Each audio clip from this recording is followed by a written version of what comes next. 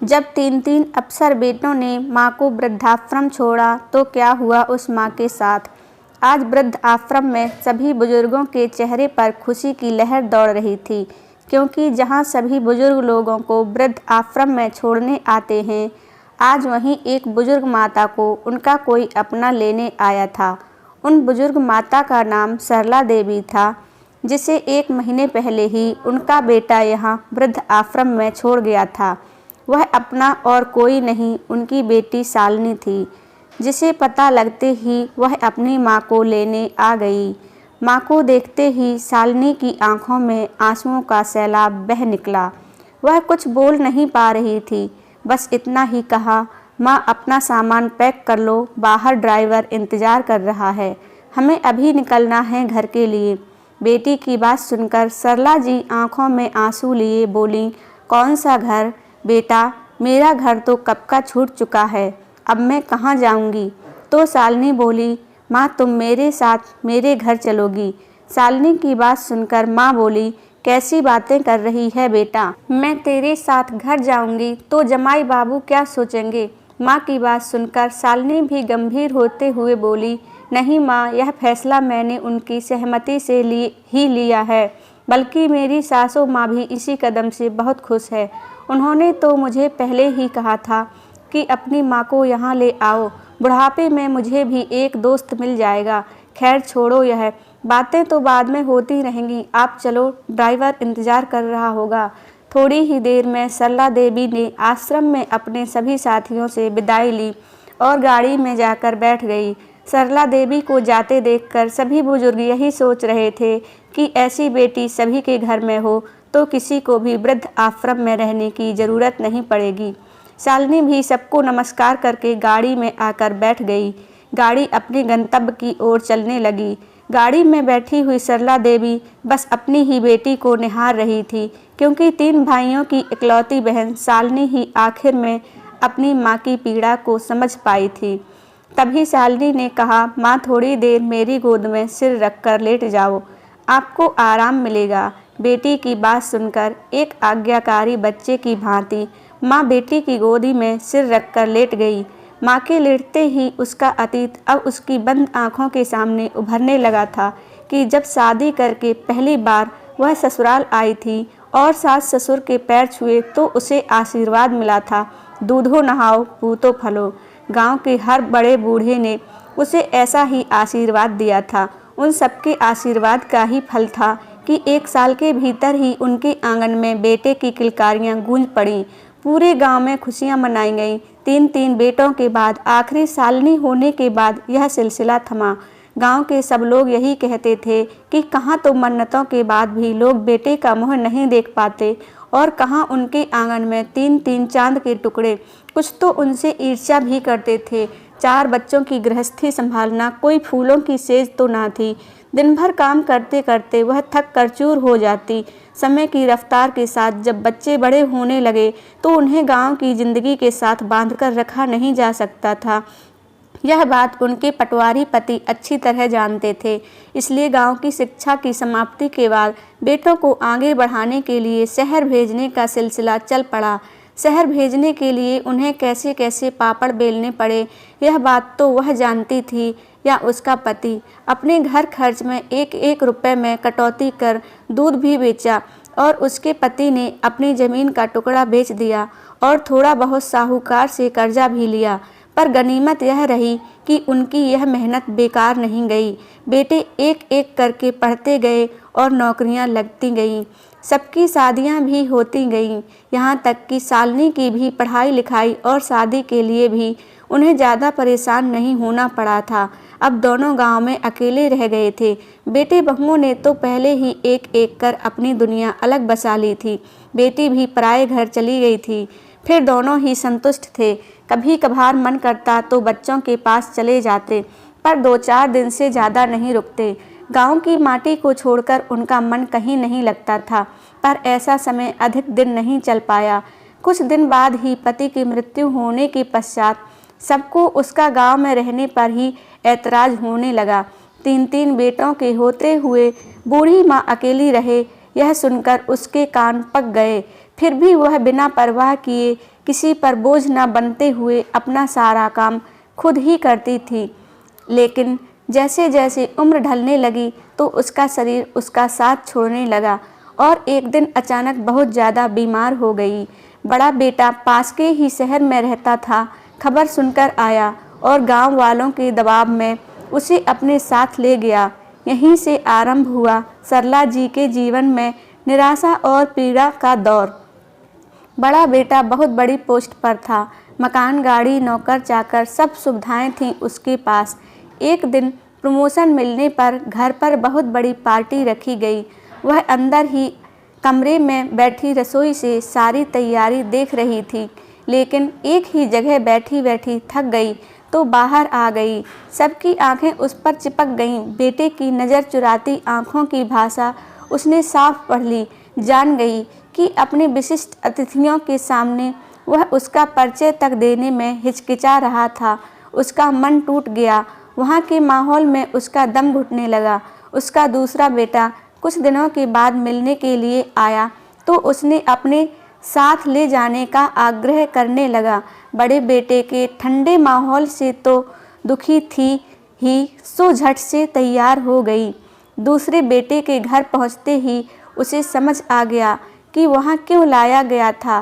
बेटा और बहू दोनों नौकरी करते थे। बहू के बरसों बाद बेटा हुआ था, इसलिए उन्हें घर संभालने और बच्चों की देखरेख करने के लिए उसकी आवश्यकता थी। फिर भी वह खुश थी कि चलो अपना ही अंश है, इन हाथों से बनेगा तो उसे संतोष होगा। पर बेटे बहू के राज में उसकी हैसियत वहाँ एक नौकरानी से अधिक ना थी। इसी बीच शालिनी भी उससे मिलने आई, पर भाभी के तौर तरीके देखकर उसे पता चल गया कि यहाँ माँ की क्या हैसियत है।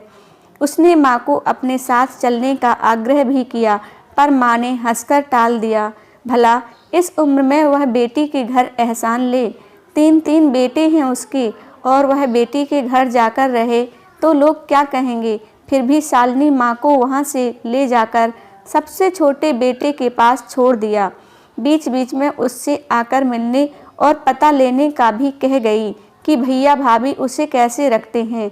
छोटा बेटा जो उसका सबसे अधिक लाडला था, माँ को विश्वास था कि वह उसके पास सुखी रहेगी, परंतु यहाँ भी उसके नसीब में चैन ना था।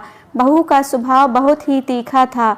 बहू और बच्चों को ऐतराज़ था कि दादी सुबह सुबह घंटी टन टन कर उन्हें सोने नहीं देती। बहू भी बात बात पर कुछ कमियां ढूंढती रहती। एक दिन बहू नौकरानी पर बिगड़ गई कि यह डिब्बे में कम घी क्यों है। माताजी आरती के लिए ले गईं। आरती के लिए?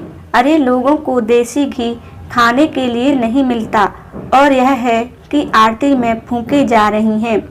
उन्हें क्या पता हम गृहस्थी कैसे चलाते हैं, पर उन्हें इससे क्या, उन्हें तो बस ढोंग करना आता है। शाम को जब छोटा बेटा आया तो बहू ने साफ कर दिया कि या तो मैं रहूंगी या इस घर में माजी। बेटा भी अपनी पत्नी का पक्ष लेते हुए बोला, माँ, जब से तुम आई हो तब से हमारे घर की सुख शांति चली गई है। परेशान हो चुका हूँ तुमसे।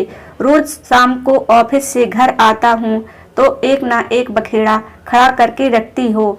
तुम अपना सामान पैक करो, मैं अभी तुम्हें वृद्ध आश्रम छोड़ आता हूँ, क्योंकि तुम्हारे दोनों बेटे तो पहले ही परेशान हो चुके हैं तुमसे।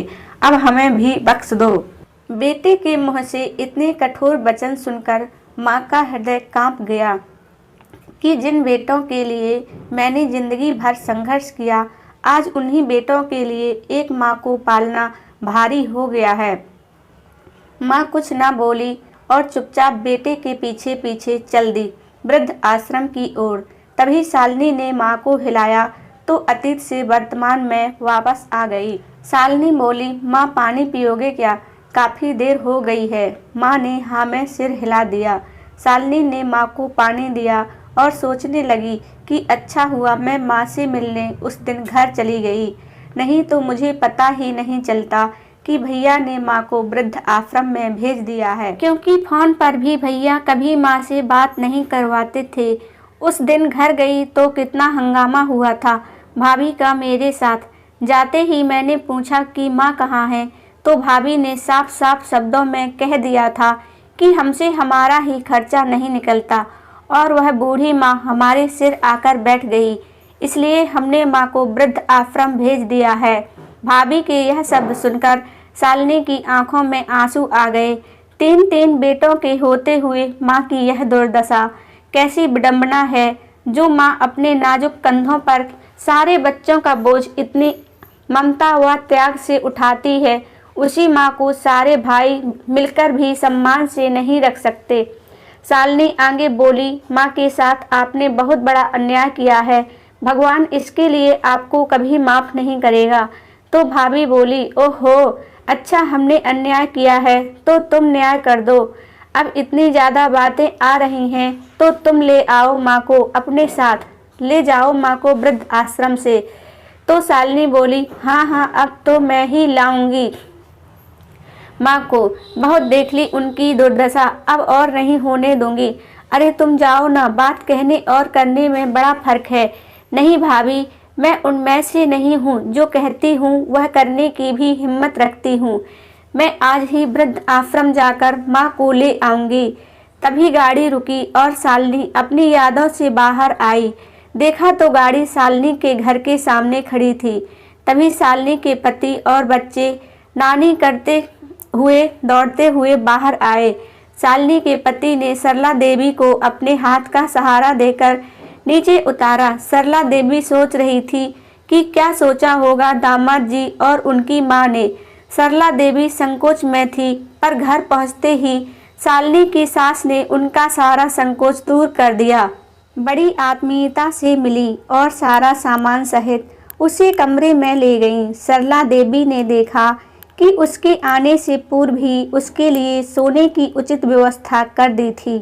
नहा धोकर वह अभी बैठी भी ना थी कि शालिनी उन दोनों के लिए दूध और नाश्ता ले आई। सरला देवी संकोच में डूबने लगी। तभी शालिनी की सास बोली, सच बहन जी, आपके आने से मुझे बहुत अच्छा लग रहा है। मुझे हर समय की साथी मिल गई। बेटा और बहू और पोता सभी सहारा हैं। घर में हम उम्र साथी की बात ही कुछ और है। उसकी जुबान पर जैसे ताला पड़ा था। उसे असमंजस में देख शालिनी की सास फिर बोली, बहन जी, बेटा हो या बेटी, औरत के लिए तो पति के बाद यही होते हैं।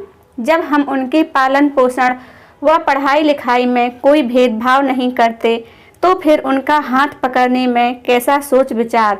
हाथ चाहे बेटे का हो या बेटी का हो, वह माँ को सहारा देने वाला होना चाहिए।